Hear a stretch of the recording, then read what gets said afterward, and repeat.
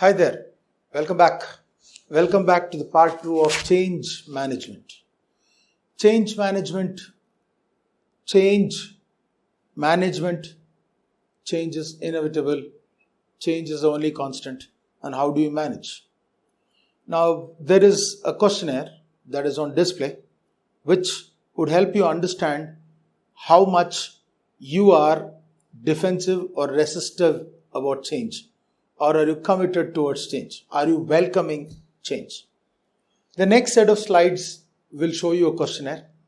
The questionnaire has got instructions. There are 24 statements. Please read each statement. Pause your videos, like and whenever it is necessary for you to understand. Read each statement and answer accordingly. Now, all the statements are not true or false. None of them are. It is about psychologically, how do you understand those statements? It speaks about change. Now, if you understand a psychometric test, you're going to grade them according to what you feel about that particular statement. I have 5 different starters, feelers. Now, let's see. If a particular statement is 100% true to you, give it 5 marks.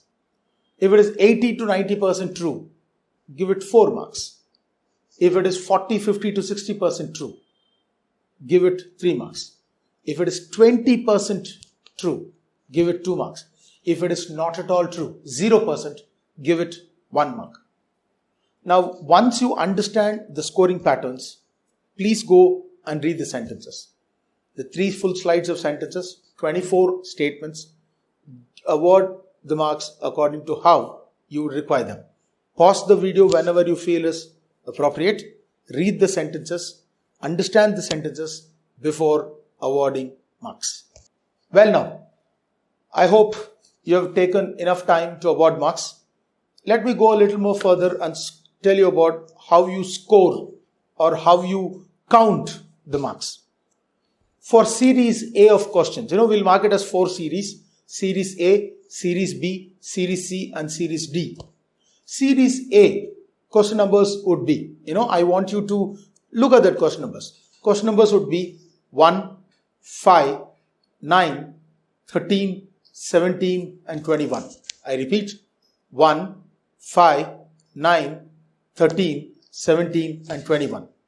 So select question numbers as told and the marks you awarded for each one of them and make a grand total. That will make a grand total of Series A. Now let's go to Series B. Series B would have question number 2, 6, 10, 14, 18 and 22. I repeat, 2, 6, 10, 14, 18 and 22. Pick these questions, count their numbers and make it a grand total which will be Series B. Now next is Series C. Series C would be 3, 7, 11, 15, 19 and 23. I repeat, 3, 7, 11, 15, 19 and 23. Grand total of all these question numbers would become Series C. Series D would be 4, 8, 12, 16, 20 and 24. This together will make a total of Series D. Let's understand Series A, Series B, Series C and Series D. Series A is called defensive. Series B is called resistance. Series C is called inquisitive. And Series D is called commitment. Defensive, resistance, inquisitive and commitment. Now Series A as defensive and Series B as resistance. If your score of Series A is over 15 and Series B resistance is over 19, then Series C and D inquisitive and commitment will be lesser than 22. In your scoring pattern, if A and B, that is defensive and resistance, are more than 15 and 19 respectively, then your inquisitive and commitment, that is Series C and D, would be below 22. Now let's look at the opposite. If inquisitive and commitment is above 22, then obviously defensive and resistance, that is A and B, will be below 15. So make sure you're counting correct. Make sure you're doing it better. Now, if you are defensive, if you are resistance, then your accepting to change is slower. Scoring high on defensive means you do not acknowledge the change. You're not aware of the personal effects the change will make on you. You see the change as temporary and it's mighty difficult. And if you are high on resistance, that is above 19 and above 19 on resistance, then it says that you have a high degree of fear, you have a high degree of resistance, you see the change as a threat. Then there is a high sense of insecurity.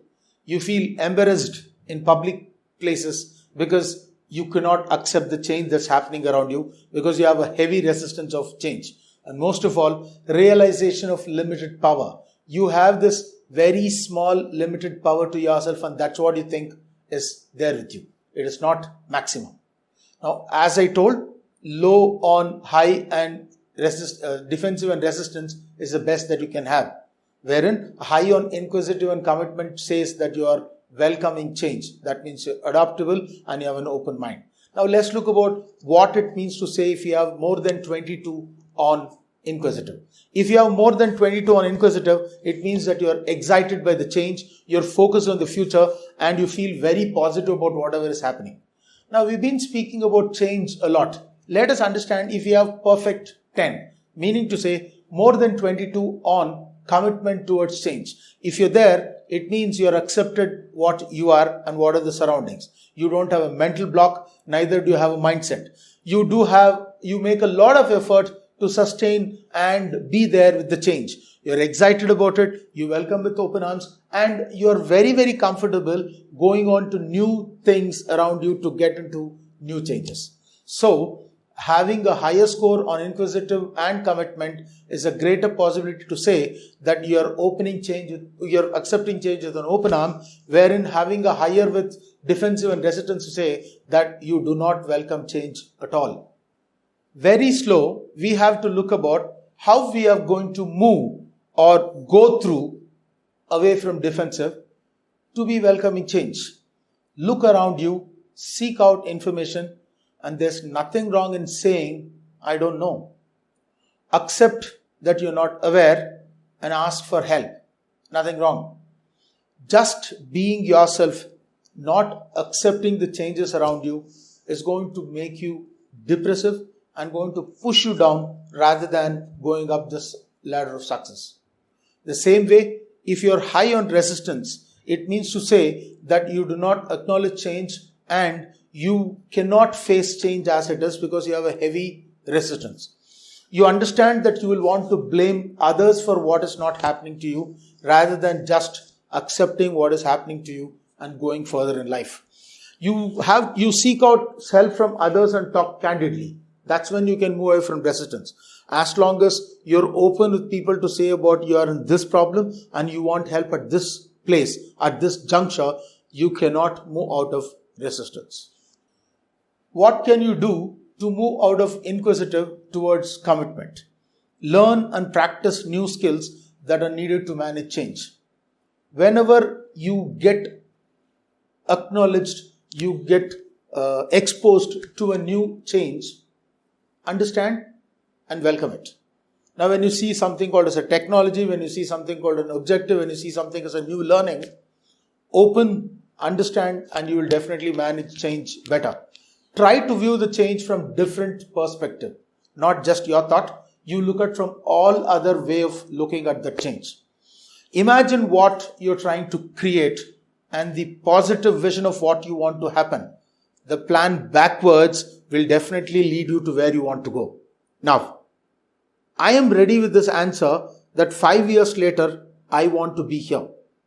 Now, if I want to be there, I have to do this. If I want to do this, This is what I have to prepare. If I have to prepare this is a resource I have to have. Now this resource, this preparation, this plan will lead you to definitely go and get into commitment mode rather than just being an inquisitive. Work with others to solve a problem. Saying no, I don't know is nothing wrong, and saying that will always help you gather more. Let's come to the last beautiful part, the perfect 10, as I told, commitment. When you high score on commitment, it means that you have accepted the change as permanent. You love the permanent change. You perform effectively and do what is actually needed. You do make every effort to sustain and manage and keep the change forever. You feel extremely comfortable in what you did and you're prepared to go to the next change. From this change to the next change, which is the most constant. Some simple things. Change management. Change happens. Anticipate change. Monitor change. Adapt to change quickly. Change. Enjoy change. Be ready to change again and again and again. And go up the ladder of success. Hope it helped out. Please see both the videos to help out to understand change. And see you looking forward again to meet you in other videos.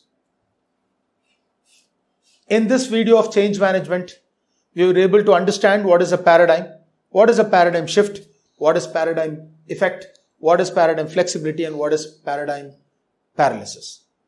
We also understood the types of changes and how to analyze or do a self-assessment on our change management. I hope you learned a lot of things from this, and change is constant, change is inevitable.